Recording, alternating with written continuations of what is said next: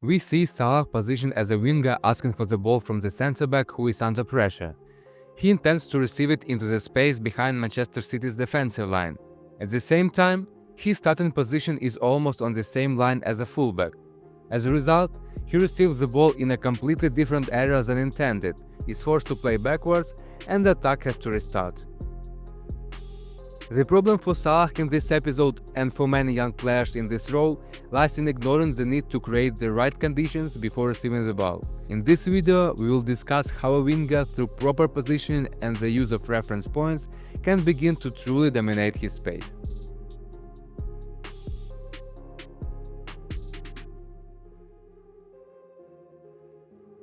In situations like this, when your team's centre-back needs passing options to progress the attack, a winger positioning himself on the same line as the opponent's defensive line removes an extra passing lane for the player on the ball. The only way to deliver the ball becomes a long pass. In these conditions, it's relatively easy for the fullback to close the distance and prevent the winger from receiving the ball comfortably. From a deeper position, the winger creates an additional passing lane for the centre-back, while at the same time cutting off the opponent's midfield line when receiving the ball. Most importantly, in this scenario, the fullback has to cover a much greater distance, moving diagonally and leaving a large space behind him. This space can be exploited either by the winger himself driving forward with the ball, or by the nearby inside player.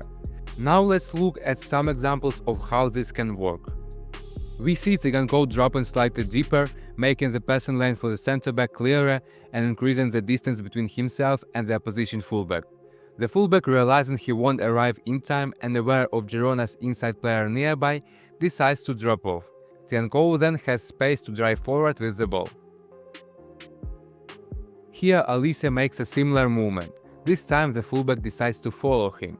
However, the space Alice creates for himself allows him to receive the ball on the move and beat the defender attacking the space behind him.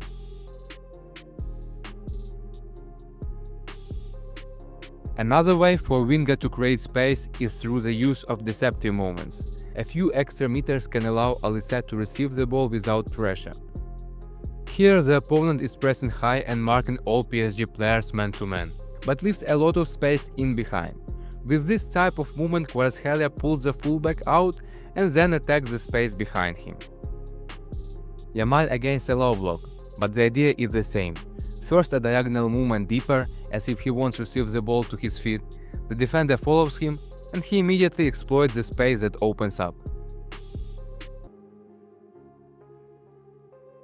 In addition to the option of receiving to feet, a deeper winger position in these situations also creates better conditions for runs in behind, exactly what Salah wanted in the first episode.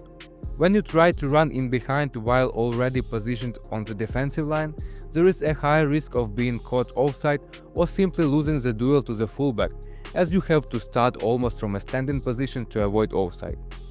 In contrast, starting from a deeper position allows the winger to build up speed and gives him time to adjust his run if the timing of the pass is slightly off. The run itself can vary in trajectory. Here is an example of Rafinha running along the touchline. His teammate is under pressure, and this is the only zone he can play the ball into from that position.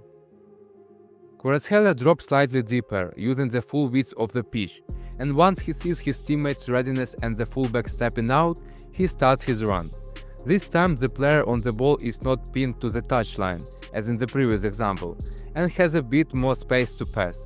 As a result, Kvaratskhelia can receive the ball in the half space. Once again, we see Barcola creating diagonal distance from the fullback, but this time the defender holds the line to maintain compactness. The fullback is not prepared for running behind, and the player on the ball is free to execute any type of pass. Barcola asks for the ball in the central zone, from where he can finish the attack himself. A winger's movement from a wide position doesn't have to be only vertical or diagonal, it can also be horizontal. Here the attack is progressing into the final third, and spacing behind is limited.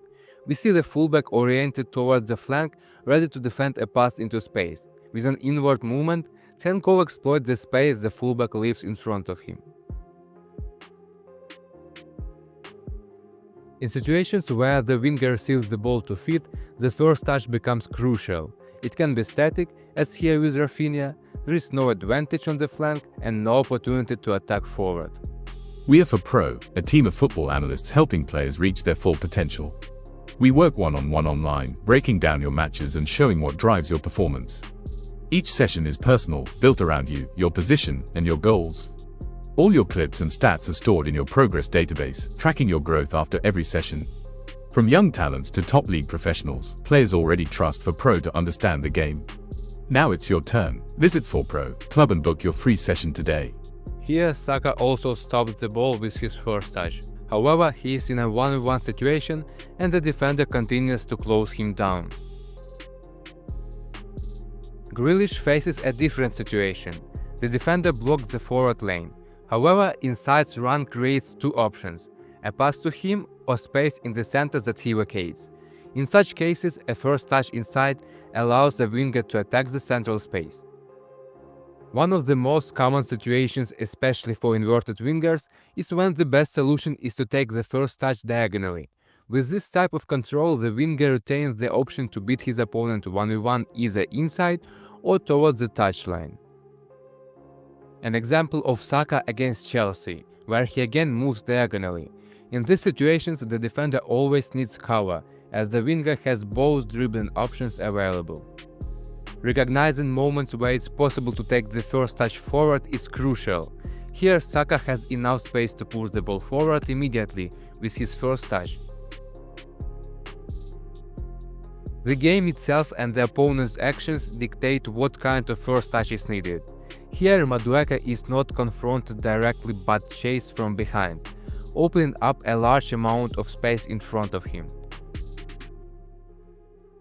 With his first touch, Rafinha cut the defender off from the ball, as the defender is chasing him from the side rather than engaging him head-on at the moment of reception. Beyond separating the defender from the ball, the first touch also determines the next action. Here, Frimpong's first touch not only eliminates the defender but also places him in a position from which he can finish the attack.